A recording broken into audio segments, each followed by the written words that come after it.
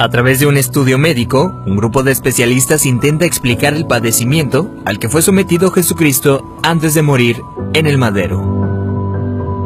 Castigo deshonroso que asignaban los romanos a los peores criminales y que Jesús aceptó como expiación para todos nosotros. Con 33 años de edad, Jesús sufrió el castigo más cruel y abominable, ocasionándole una muerte lenta y extremadamente dolorosa, padeciendo al menos unas 18 horas.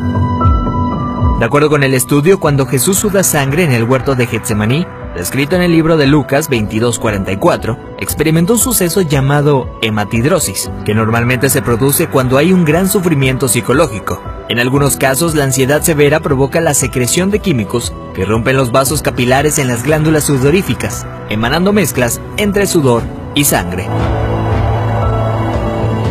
La madrugada en la que Jesús fue arrestado, ya debilitado por lo que le habría sucedido en el huerto, fue llevado ante Sanedrín y Caifás, el sumo sacerdote. Fue golpeado por los soldados, quienes le pusieron una venda en los ojos para burlarse de él, le escupían y le abofeteaban. Para este entonces, a raíz de los golpes, ya su rostro empezaba a hacerse irreconocible debido a la hinchazón.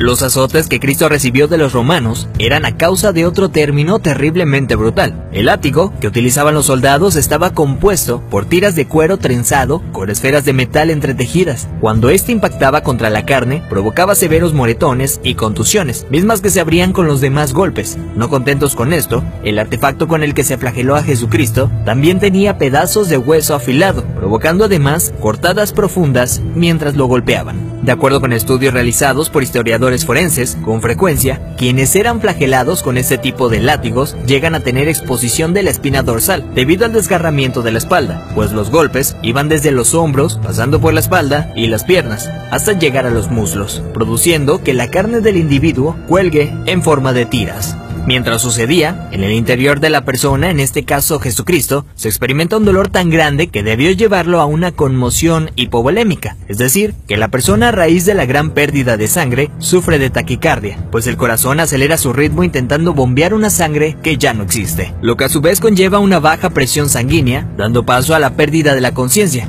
Al mismo tiempo, los riñones dejan de producir orina para mantener el volumen restante. Las personas empiezan a sentir una sed intensa, como reacción del cuerpo para intentar reponer la sangre perdida. Para este entonces, Jesús estaba tan débil que caminar debió ser extremadamente difícil. Aún así, tuvo que cargar el pesado madero de aproximadamente 75 kilogramos hacia el lugar de su ejecución. Durante el trayecto, nuestro Señor fue humillado, escupido, despreciado por la multitud hasta que se desplomó. Evento que sirvió para que un soldado romano le diera la orden a Simón que llevara el madero un tiempo por él.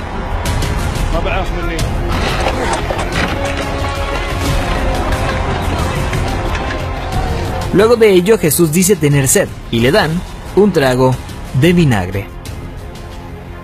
Los criminales condenados a esta pena eran amarrados. No obstante, a Jesús le clavaron de forma horizontal, con las manos abiertas. La viga llamada patibulum aún no se había unido al madero, colocado de forma vertical permanente. Los clavos que se usaban para este hecho eran de entre 13 a 18 centímetros de largo, afilados en punta, con el objetivo de que éste atravesara el nervio mediano. Al romperse ese tendón y poner las muñecas clavadas, Jesús fue forzado a utilizar todos los músculos de su espalda desgarrada para poder respirar.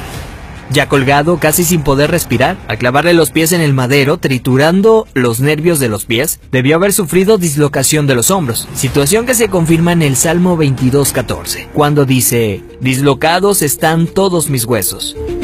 Lo siguiente es una muerte lenta por asfixia. Conforme se iba disminuyendo la frecuencia respiratoria de Jesús, entra en lo que se llama acidosis respiratoria. Dicho en otras palabras, es cuando el dióxido de carbono de la sangre se disuelve con el ácido carbónico, lo cual produce un aumento notable en la acidez de la sangre, lo que lleva a que el pulso sea irregular. De hecho, al sentir su corazón latir de forma errática, hubiera sido un indicador claro para Jesucristo que estaba a punto de morir. Y es entonces cuando probablemente pudo haber pronunciado aquella frase: «Padre, en tus manos encomiendo mi espíritu», para después morir de un paro cardíaco.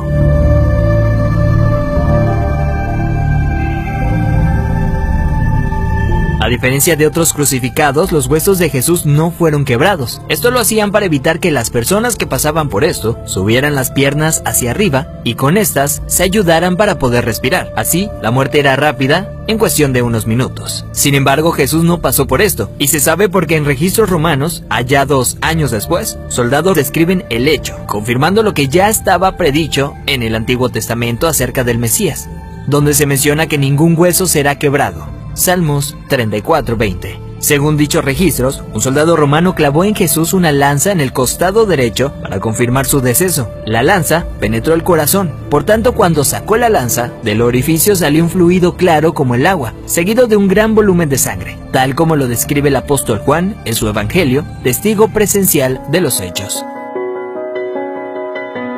De acuerdo con la medicina, está más que evidenciado el sufrimiento que Jesús fue sometido siendo inocente. Esto es lo que sufrió el Hijo del Hombre para que tú y yo tengamos acceso al Padre y seamos perdonados. Veracidad News.